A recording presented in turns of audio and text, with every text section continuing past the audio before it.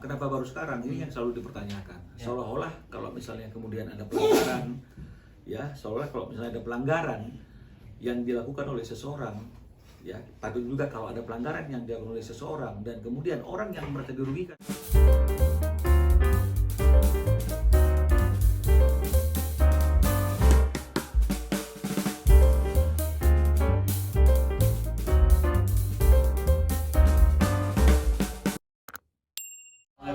Iya, jadi kantor ini lagi menangani komposer klien yang namanya itu Mas Ipai, ya.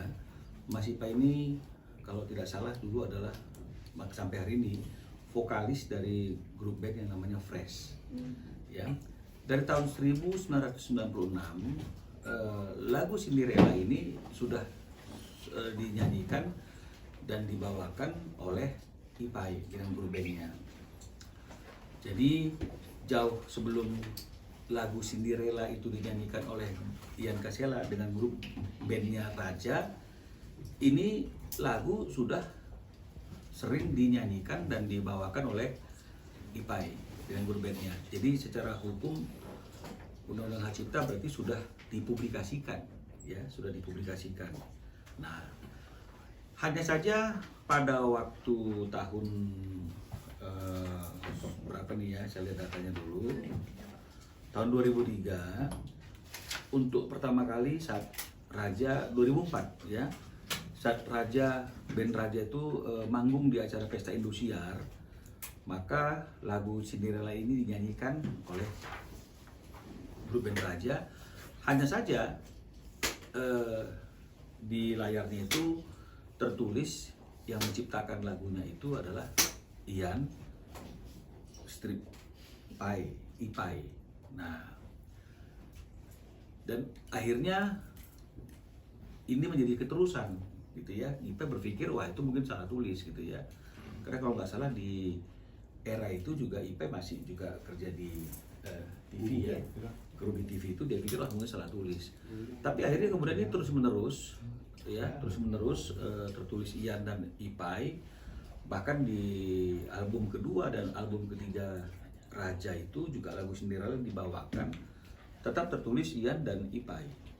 Nah, karena sesuatu dan lain hal, artinya itu baru hari ini Ipai berpikir ini bukanlah sesuatu hal yang benar, ya, karena kan karya cipta itu kan melekat dengan penciptanya. Dan karena Ipai merasa bahwa lagu ini adalah lagu karya yang dia ciptakan sendiri dan tidak ada ikut campur tangan orang lain, kenapa tertulis Ian dan Ipai, ya? Dan lebih jauh lagi, ketika lagu ini didaftarkan di lembaga manajemen kolektif untuk royaltinya juga sepanjang yang diketahui oleh Ipai juga itu tertulis penciptanya hanya Ian sendiri. Nah, jadi itulah yang menjadi asal muasal akhirnya kenapa Ipai datang ke kantor kami untuk mempertanyakan dan menegur Ian atas penulisan lagu Cinderella yang diciptakan oleh Ian dan Ipai yang seharusnya hanya Ipai saja. Nah, jadi durasi daripada somasi yang dibuat oleh kantor kami ini memang hanya 3 hari, ya. Dan saya sudah bisa pastikan Ian juga sudah terima somasi ini atau surat ini, karena beberapa hari yang lalu setelah menerima surat ini, Ian juga sudah menghubungi kami, ya, menyatakan konfirmasi sudah terima surat ini dan ingin membahas, ya, bagaimana solusi yang terbaik untuk menyelesaikan masalah penggunaan lagu Cinderella atau penulisan lagu Cinderella yang tertulis atas nama Ian dan Ipai. Jadi mungkin minggu depan Ian akan bertemu dengan kami untuk membahas bagaimana solusi dari penyelesaian masalah ini. Karena memang kan surat teguran itu kan, surat ini tujuannya adalah seperti itu, menegur dia dan kemudian bagaimana cara solusinya, ya, dan seperti apa yang mungkin diharapkan oleh Ipai, ya. Sementara ketika persoalan ini masih berjalan sampai ada solusinya, ya jangan dulu siapapun pihak-pihak manapun yang menggunakan lagu Cinderella itu, termasuk juga Ian dan Raja, karena itu kan berimbas juga kepada royalti atau hak ekonomi, ya, karena karya cipta itu kan ada hak ekonominya dan juga ada hak moralnya. Jadi inilah yang sekilas historis atau sejarah kenapa sampai akhirnya muncul surat somasi dari kantor kami kepada Ian Kasela. Bang, kalau boleh tahu tuntutannya dari IPAI sendiri atas somasinya ke Ian apa, Bang? Kalau tuntutannya sendiri atas ya IPAI atas penulisan ya nama Ian dan juga penggunaan tanpa izin atas lagu itu oleh Ian dan grup Raja, itu adalah tentu ada tuntutan yang berkaitan dengan masalah ganti rugi atas hak ekonominya ya sekian puluh tahun ya, dan juga mungkin bagaimana mengenai masalah hak moralnya, dan juga ada hal yang dilihat oleh si IPAI itu pendaftaran di LMK yang tidak menggunakan nama IPAI atau Ian IPAI tapi hanya Ian saja, dan ini bagaimana artinya itu menghitung kerugian-kerugian ini. Jadi ini yang menjadi tuntutan daripada klien kami. Berapa Bang kerugian ekonominya, Bang? Kalau yang tertulis di dalam surat somasi ini ya seperti apa yang dibicarakan dan disampaikan oleh klien kami, ini tuntutan ganti ruginya itu lebih kurang sekitar 20 miliar. 20 miliar, Bang. Ya. Kenapa 20 miliar? Pasti IPAI punya hitung-hitungan sendiri. Nah, inilah yang mungkin minggu depan kita akan bahas ya. Ya, kita berharap kalau misalnya masalah ini bisa selesai dengan cara kekeluargaan karena semuanya adalah sama-sama komposer ya. Pasti lebih baik ya. Tapi kalau memang misalnya ada sesuatu hal yang membuat masalah ini tidak bisa diselesaikan dengan cara musyawarah, berarti kita perlu orang ketiga untuk menengahi konflik ini agar ada suatu keputusan yang adil bagi kedua belah pihak. Ya, jadi berarti harus ada upaya hukum, gitu ya, harus melibatkan pihak-pihak instansi hukum sebagai orang ketiganya, karena ketika berbicara berdua kedua belah pihak ini dipertemukan mungkin tidak ada titik temu. Tapi yang kami harapkan dari pembicaraan kami dengan kantor kami dengan Ian, sepertinya Ian juga ingin masalah ini selesai dan nggak berlarut-larut. Kita harapkan semuanya berjalan dengan baik, ya. Saya kira seperti itu. Bang, tadi kan somasinya 3 hari, Bang. Ya. Itu berarti dari tanggal berapa dan berlaku sampai kapan, Bang? 3 hari dari mulai tanggal 25 Juli. Jadi harusnya hari ini adalah batas waktu terakhir tanggal 28. Tapi kan sebelum tanggal 28 di tanggal 26 Ian kan sudah melakukan komunikasi dengan kantor kita. Jadi kan kami anggap dia sudah merespon. Ya, jadi oleh karena itu hitungan 3 harinya kan harus di hold karena kita menunggu minggu depan bertemu dengan Ian untuk membahas masalah ini.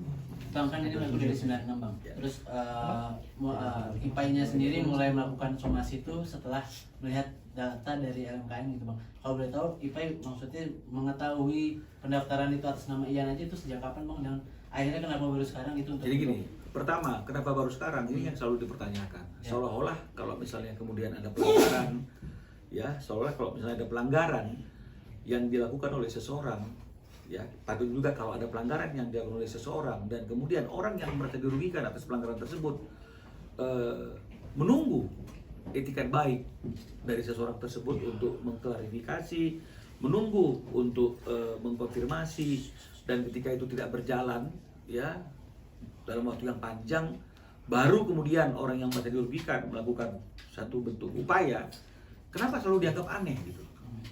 Padahal menurut saya sih biasa-biasa saja. Itu hak bebas dari orang lain kapan dia mau mempersoalkan kerugian yang dialami atas suatu pelanggaran. Ya, itu yang pertama.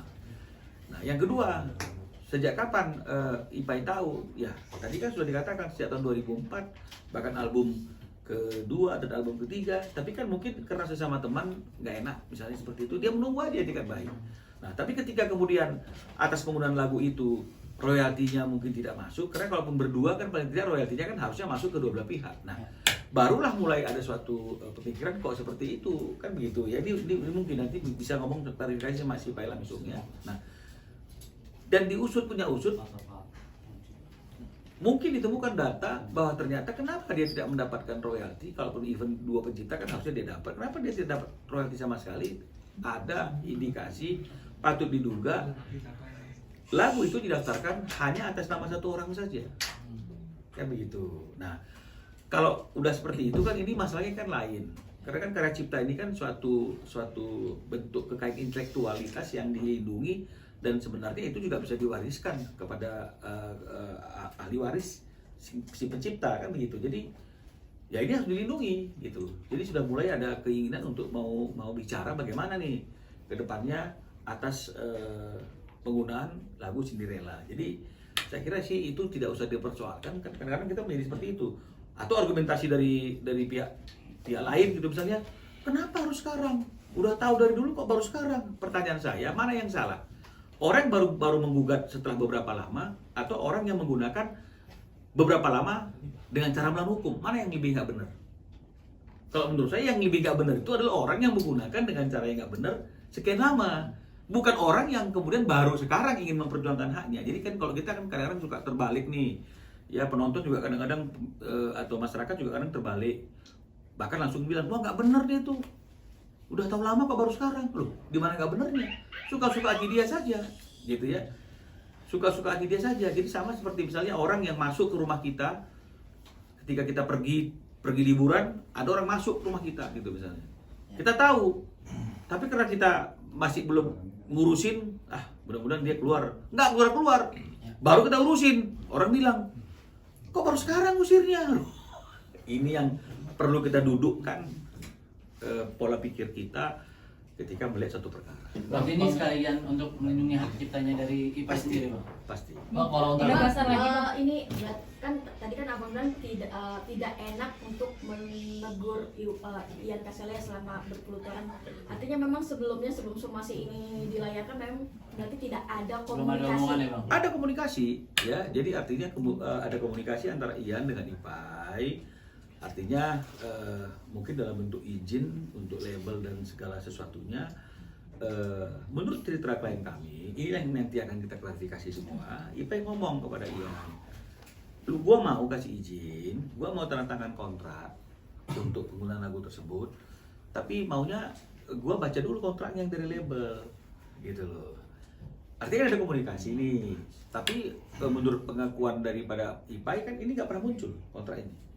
Kemudian berjalan seperti itu aja. Nah, jadi kan wajar saja sebagai sesama teman, udah ada ngomongan masalah kontrak, dia pakai terus, mungkin nanti teman kok. Nah, tapi ketika kemudian dianggap sudah diberikan waktu yang cukup pantas durasinya, nggak ada juga etikat baik, bahkan kemudian royalti atas penggunaan lagu Cinderella itu misalnya kemudian dia tidak ada masuk ke kasnya dia.